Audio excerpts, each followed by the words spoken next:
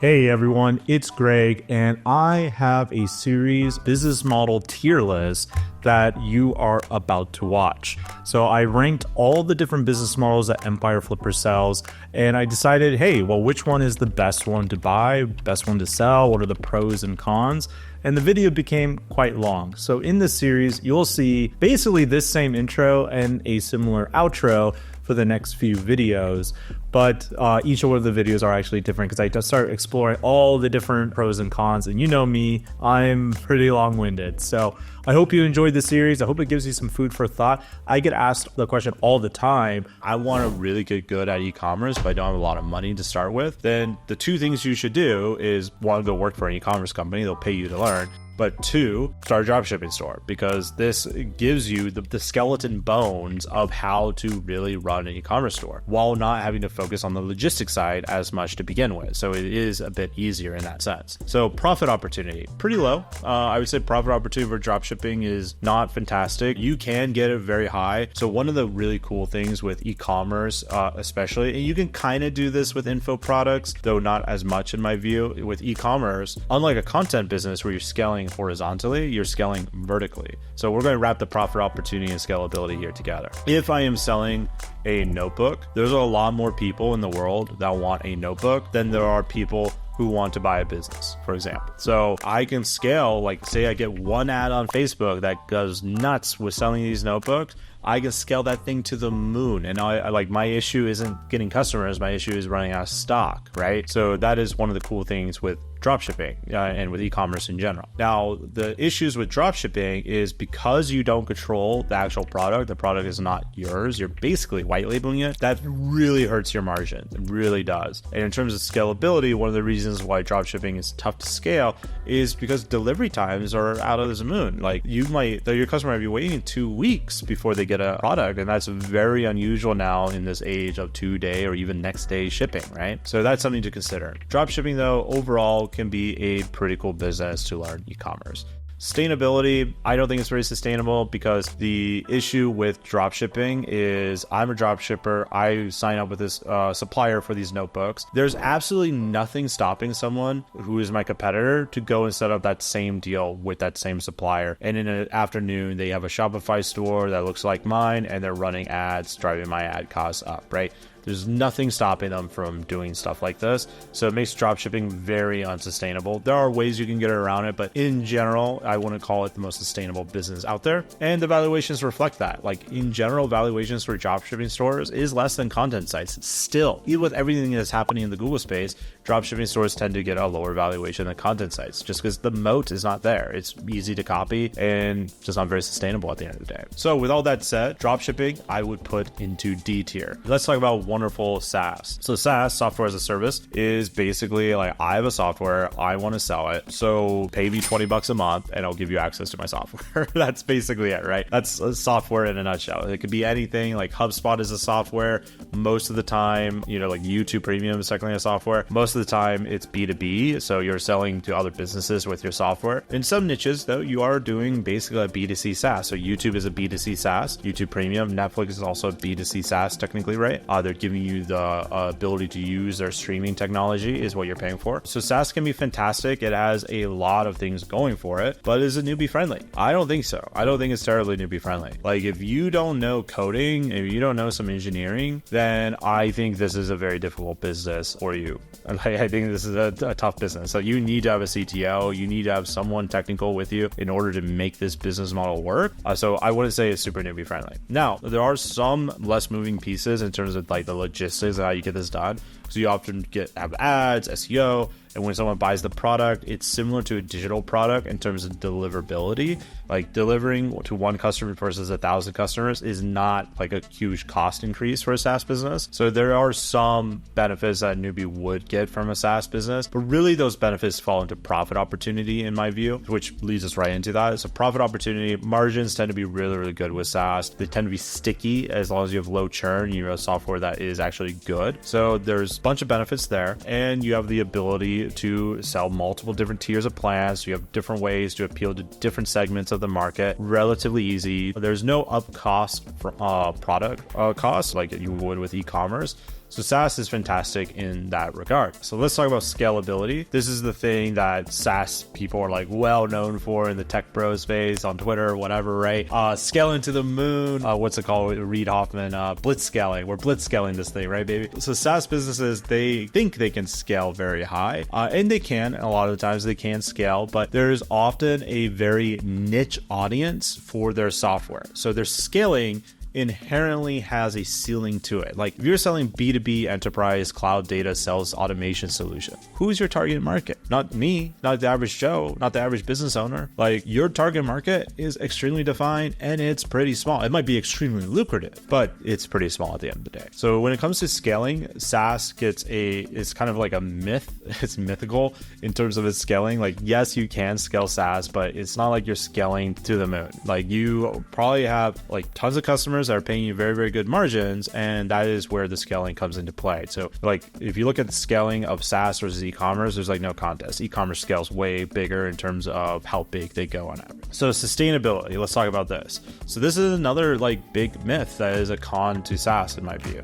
So you'd think that they would be quite sustainable, right? With everything I just said, like really good profit, and though maybe they can't scale to the moon, their markets tend to pay to the moon. Like they pay like you are on the moon, right? The issue with sustainability with SaaS is like we are living in an era where technology changes incredibly rapidly. Now there's another thing that happens here when it comes to sustainability. Like if the VCs get a win of your market in SaaS being really, really good, they'll try to buy you, maybe they'll try to buy you, or they'll go and fund a bunch of your competitors. So if you're bootstrapped and suddenly you're competing against people who just got like $5, $6, $10 million into the war chest to go run loss leader ads all across social media, that is a tough situation for you to win out in. Like you got to be really, really good. It is very cutthroat. This is not easy by any means.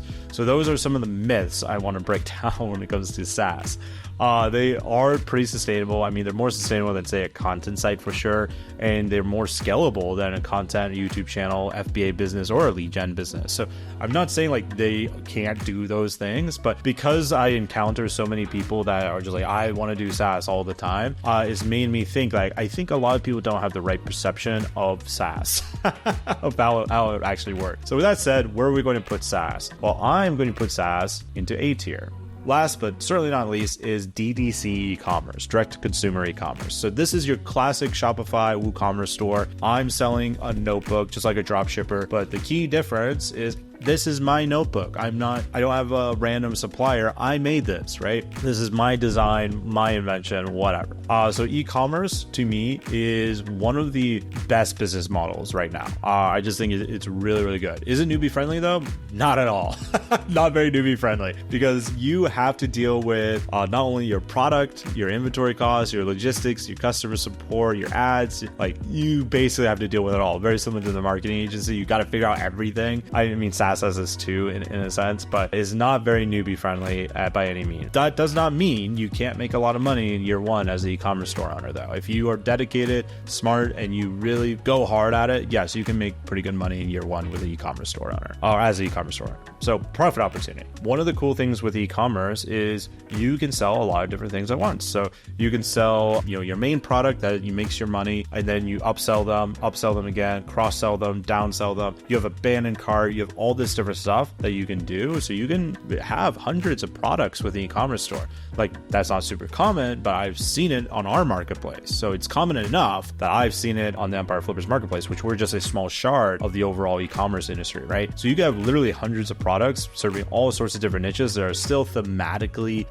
like part of that brand that you're creating. So the profit can be really, really good. Now, in terms of e-commerce profit margins, that's where it gets a little bit dour in versus some of these other business models on here, like info products or SaaS, for example. Info products and SaaS will always have a higher profit margin, but because you have hundreds of products and you can scale extremely deeply vertically with e-commerce, your profit can actually be much higher than both of them. So the average SaaS owner is not a Silicon Valley giant, right? They're a bootstrap entrepreneur and they might be making a solid few $100,000s a year. With e-commerce store owners, I've seen people with no tech background like them doing way bigger numbers. And though they have to sell more to be able to do that, through the power of leverage, such as, Facebook ads and so forth, they're able to pull that off. So I think e-commerce, in some senses, a better profit opportunity for a lot of people people than say SaaS and info products, especially if you want to go really big. I think e-commerce is the best. So if your plan is I want to buy a business where I can scale not to the moon, but to the sun, then e-commerce is definitely there. Like, is definitely the way to do it, because there's just a lot more people who buy notebooks than there are people who buy cloud data storage technology, right? It's just facts of life. So there's a guy who I met when I was younger. He said, if you want to become a millionaire, you should sell real estate. If you want to become a billionaire, you should sell pencils. Because if you can figure out how to sell to the most amount of people profitably, you're going to make the most amount of money, even if your profit margin is smaller, as in the case with e-commerce versus SaaS and info products, right? So that scalability, extremely vertical. You can go vertical and horizontal, right? So you can really attack at both angles here when it comes to your scalability. So that makes e-commerce really, really good. Sustainability, there are some black swan events that have happened over the last few years that have punched the e-commerce store owners in the face a bit, between COVID, the Shanghai lockups, the canals, all that kind of stuff. But these are things everyone experiences. It affects all industries. Like the affiliate guys, they also get screwed by that, because a lot of times they're selling physical products through their affiliate links, right? So that's not just e-commerce specific in that sense. That affects other business models too. But in terms of overall sustainability, I think it's pretty good. So again, if we look at like the age of AI, what's happening here, e-commerce and agency owners both don't struggle when it comes to this.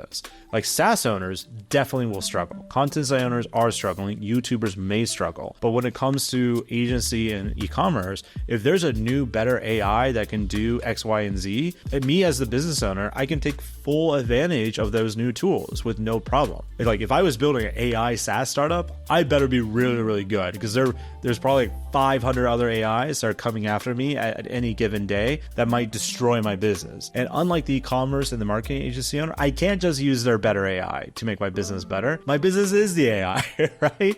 So like e-commerce store owners and the marketing agency owners are in a much, much better place in terms of like their ability to sustain and to pivot. All right, when it comes to valuations, I think e-commerce stores are crazy good. Like you're still going to be hovering between that 2 to 4x range, just like most SMBs. Like if your goal is to go big, e-commerce is one of the few SMBs that's beneath, say, like 10 million that can, in terms of the valuation, that can get, higher than a 5x EBITDA. Like, well, I think the biggest one I've sold is like probably 6, similar to FBA. And that's really, really cool. E-commerce stores is one of the few that does it, because you control the entire funnel of people. You control the marketing funnel, control the customer, control the data, the asset. It's all yours basically, right? So you have the best rendition of all of this because of it. And similar to, say, a marketing agency that might have a lead gen portion of their business, e-commerce, you can have a drop shipping portion of your business as like a way you're doing research and development. You can also have Amazon FBA, but instead of Amazon FBA being like your primary business, it's just a marketing channel for you at the end of the day. So I think e-commerce stores are highly sustainable. They, similar to marketing agencies and info products and SaaS, though SaaS a little bit less than the others, it really opens up the entire suite of marketing and the entire world of business to you. You can go as big as you want. Now, there are risks associated with that, right? Because it is not newbie friendly. There's a lot to learn. But again, if your goal is like, I want to build something that's absolutely massive and do something really, really cool, or even something that's just big, that's a lifestyle business, I think e-commerce is really cool. Once you figure out e-commerce, I think is one of the best business models there is. And I'm going to do something that's probably going to be a bit of a hot take on this video, but I'm going to put e-commerce into S tier. Now, the reason why I'm putting it in S tier, even though there's a bunch of risks associated with e-commerce, is because I like to go big. I like to think like, how big can you go? And out of all the business models on this list, I think e-commerce can go the biggest out of them all in terms of on average. Like obviously there's much bigger SaaS businesses out there, but those are very, very rare and they have very defined markets, versus e-commerce have very, very big markets that you can go after. And I think that is super, super cool. So just personal preference. If I was being more pragmatic about this, I'd probably put e-commerce down in A.